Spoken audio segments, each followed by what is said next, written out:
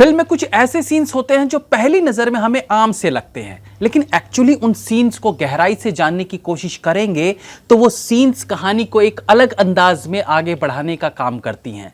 फिल्मों में हमने कई बार खाना खाने के सीन्स देखे हैं। अब क्योंकि खाना खाना एक ऐसी नीड है जिसकी जरूरत हर किसी को पड़ती है, फिर वो चाहे हीरो हो, हीरोइन हो, या कॉमेडियन हो, या फिर विलन हो।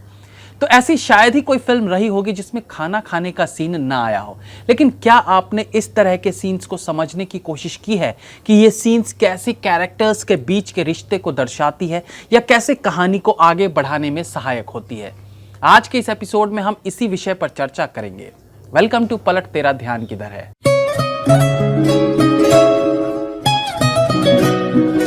यूजुअली जब फिल्म में कोई खाना खाने का सीन, डिनर सीन या डाइनिंग टेबल सीन होता है तो उसका एक खास रीजन होता है। उस सीन में फिल्म की कहानी के कुछ इंपॉर्टेंट एस्पेक्ट्स छुपे होते हैं। इस तरह के सीन्स के पीछे एक सोची समझी स्ट्रैटेजी होती है।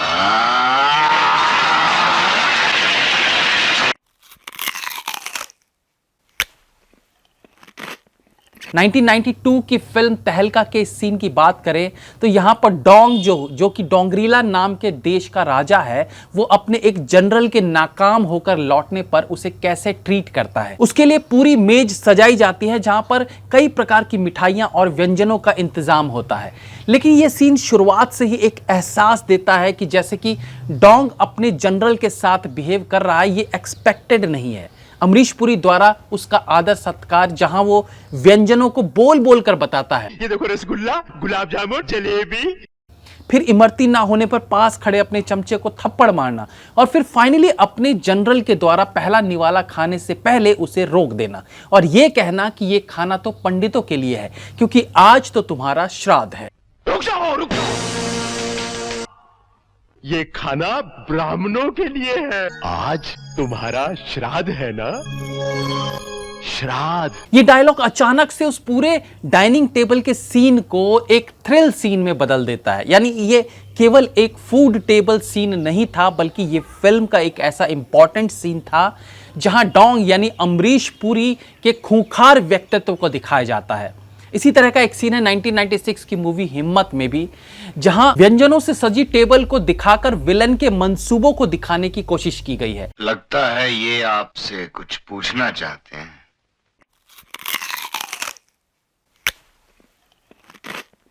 इसी प्रकार से 3 इडियट फिल्म में शर्मन जोशी के घर खाने वाले सीन को देखें तो इस एक सीन में न केवल उसके घर की माली हालत को फनी तरीके से बताया गया है, बल्कि ब्लैक एंड व्हाइट टोन डालकर सीन को पुराने जमाने की हिंदी फिल्मों के सिचुएशन से कंपेयर किया गया है।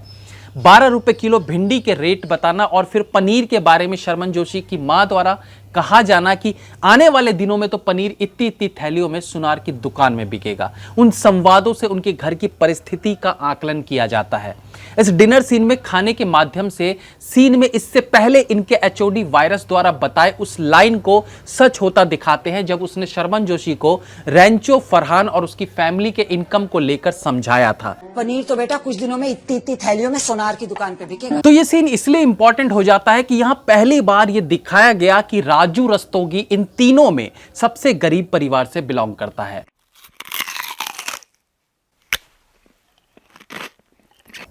कई बार डिनर सीन्स में ऑकवर्ड सिचुएशन को दिखाना होता है, जहां कहने को तो सब एक टेबल पे खाना खाते दिख रहे हैं, लेकिन हर किसी के माइंड में कुछ न कुछ ऐसा चल रहा है जो वो एक दूसरे को इशारे से ही बता पाते हैं। कल्कि कोचिन के इस सीन में पहले ही अपने होने वाले पति की बैचलर्स पार्टी में आकर उसे वो खराब कर चुकी है, बट स्टिल वो अगले दिन लंदन जाने की बात कह के एक एहसान भी जता रही है, ये कहकर कि वो इस बैचलर पार्टी को खराब नहीं करना चाहती। कैटरीना के साथ नॉर्मल बात से शुरू होती है और ये सीन कुछ ऑकवर्ड और फनी डायलॉग्स के साथ एंड होता है। ये सीन इसलिए भी इंपॉर्टेंट है कि यहां पर कल्कि यानी अभय देओल की फियांसी का उसके दोस्तों के प्रति व्यवहार को भी क्लियर किया गया है। How she talk with Hrithik, how she feel awkward of Imran's jokes, और ये दिखाना इसलिए भी जरूरी था क्योंकि फिल्म के एंड में जब अभय देओल अपनी फियांसी से शादी ना करने का फैसला लेता है तो ऑडियंस भी उसके पक्ष में दिखे, जिसके लिए कल्कि को विलन के तौर पर दिखाना भी जरूरी था, जो इस डिनर सीन में दिखाया गया। इमरान प्लीज।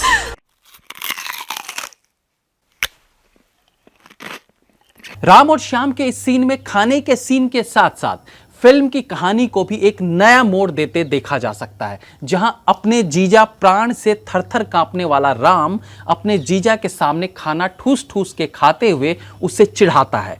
इस सीन से राम बना हुआ उसका जुड़वा श्याम अब विलन पर भारी पड़ता दिखने लगता है। यानी ऑडियंस का इंटरेस्ट भी अब यहीं से जागता है, क्योंकि फिल्म का हीरो जो अब तक जीरो था वो वापस फॉर्म में दिखने वाला था। तो विलन पर विजय प्राप्त करने की ये पहली शुरुआत थी, जो फिल्म का एक चेंजिंग पॉइंट है, जिसमें खाना यानी चिकन और अंडे खाते दिलीप कुमार का सीन खास रहता है। तो फिर चलो, पहले तुम चलो।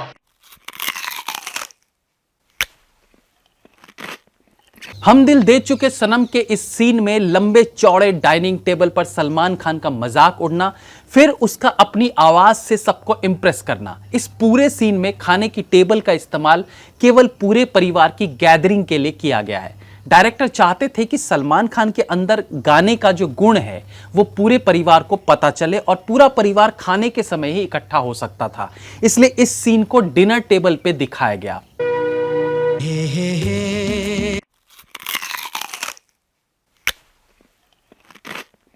सत्ते पे सत्ता फिल्म का डाइनिंग टेबल सीन कौन भूल सकता है, जहां सातों भाई खाने के साथ खिलवाड़ करते हैं। इस सीन को फाइनल स्टेज नाम दे देते हैं, क्योंकि इस सीन से पहले ही इन सातों भाइयों के व्यक्तित्व, इनके रहन सहन को दिखाया जा चुका है। चड्डियों में सोना, महीनों तक नहीं नहाना, गंदे तरीके से बदबूदार कपड़े पहनना, यानी इन सारी चीजों से इनका ऑलमोस्ट पूरा चित्रण दिखाया जा चुका है। बस आखिर में इस खाने वाले सीन से इनके इस गंदगी और जानवरों वाले लाइफस्टाइल को दिखाकर इनके कैरेक्टराइजेशन पर विराम लगा दिया जाता है। और मेनली ये सीन अमिताभ बच्चन का अपने छोटे भाई सन्नी के प्रति प्यार को भी दिखाता है, जहां वो बाकी भाइयों का खाना अकेले जरूर खा जाता है, लेकिन छोटे भाई सन्नी को खाना देना नहीं भूलता। तो ये डाइनिंग टेबल सीन भी कहानी को आगे ले जाती है।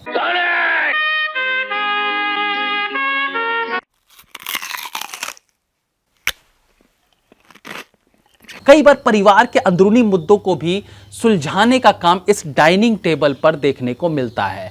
परिवार के मुखिया और बाकी मेंबर्स के बीच सवाल जवाब वाले संवाद इसी टेबल पर सुनने को मिलते हैं। सरकार फिल्म में रात्रि भोजन के दौरान सरकार यानी अमिताभ बच्चन का अपने बड़े बेटे पर नाराज होना, फिर उसका गुस्से में टेबल छोड़कर चले जाना। वहीं अभिषेक बच्चन का इन सारी सिचुएशन में भी फोन पर बाद में बात करने के लिए कहना बाप की नजरों में दोनों बेटों के बीच के फर्क को दिखाता है। सेम यही सिचुएशन मिर्जापुर वेब सीरीज में भी देखी जा सकती है, जब कालीन भैया अपने बाऊजी और बेटे के साथ डिनर टेबल पर मुन्ना भैया से दिन भर के काम के बारे में जानकारी लेते हैं और बीच बीच में बाऊजी द्वारा खाना खाए जाने का साउंड डिनर टेबल पर चल रहे भोजन की फील देता रहता है, क्योंकि कालीन भैया खाना खाते दिखते नहीं और मुन्ना त्रिपाठी भी लगभग इसी मुद्रा में थे। तो पूरे सीन में डिनर वाली फील केवल बाऊजी कराते हैं, जब उनके द्वारा हड्डी को चूसने की आवाज पर फोकस करके उसे ऑडियंस को सुनवाया जाता है। व्यापार हमारे हिसाब से चलता है। कालीन भैया द्वारा मकबूल को खाना पूछा जाना, ये पता होते हुए कि वो नहीं आएगा, यानी इस खाने की टेबल पर बुलाना भर कालीन भैया और मकबूल के आपस की अंडरस्टैंडिंग को दर्शाता है, जबकि कालीन भैया भी नहीं चाहते कि मकबूल उनके साथ बैठकर खाना खाए। यह सीन इसलिए भी इंपॉर्टेंट है कि यहाँ तीनों बाप बेटे यानी बाऊजी, कालीन भैया और मुन्ना भैया के बीच के व्यवहार को पहली बार ऑडियंस को दिखाया जाता है। यहां से पता चलता है कि कालीन भैया की नज़र में मुन्ना की कोई खास इंपॉर्टेंस है नहीं, मतलब वो उसे टैलेंटेड नहीं मानते। और दूसरी तरफ बाऊजी का इंपॉर्टेंस भी देखने को मिलता है, जब कालीन भैया बाऊजी को स्पेशली बताते हैं कि इस मुन्ना ने बारात में दूल्हे को ही उड़ा दिया। यानी भले कालीन भैया के हाथ में सारे बिजनेस की बागडोर है, लेकिन अब भी बाऊजी की राय का अलग महत्व है। अगेन, जब इन तीनों कैरेक्टर्स के बारे में ऑडियंस को बताना था, वो भी जब तीनों साथ में हो, तो इसके लिए भी खाने का वक्त ही ऐसा होता है जब ये तीनों एक साथ नजर आ सकते थे। इसलिए इस डिनर टेबल सीन का भी एक अलग महत्व है। कई बार डाइनिंग टेबल पर अटूट रिश्तों को भी दर्शाया जाता है, जैसे अगर हम राजा बाबू फिल्म की बात करें, जहां फिल्म में 3 तरह के रिश्तों को अहमियत दी गई है। पहला माँ बेटे का रिश्ता, फिर प्रेमी प्रेमिका का, एंड ऑफ कोर्स राजा और नंदू की दोस्ती का भी। अरुणा ईरानी का फिल्म में अपने बेटे के प्रति कितना गहरा रिश्ता था, उस पुत्र प्रेम को दिखाने के लिए डाइनिंग टेबल वाले सीन का बखूबी इस्तेमाल किया गया। यूं तो फिल्म में आगे आने वाले सीन्स में भी अरुणा ईरानी बहुत कुछ ऐसा करती दिखती है जिससे उनका अपने बेटे के प्रति प्यार दिखता है, लेकिन जो पहला सीन होता है उसका महत्व अलग रहता है। पहले सीन में ही कैरेक्टर्स के बीच के रिश्ते को दर्शाना सबसे ज्यादा इफेक्टिव रहता है, क्योंकि उस वक्त तक ऑडियंस को नहीं पता होता कि दोनों कैरेक्टर्स का एक दूसरे के साथ कैसा बिहेवियर रहेगा।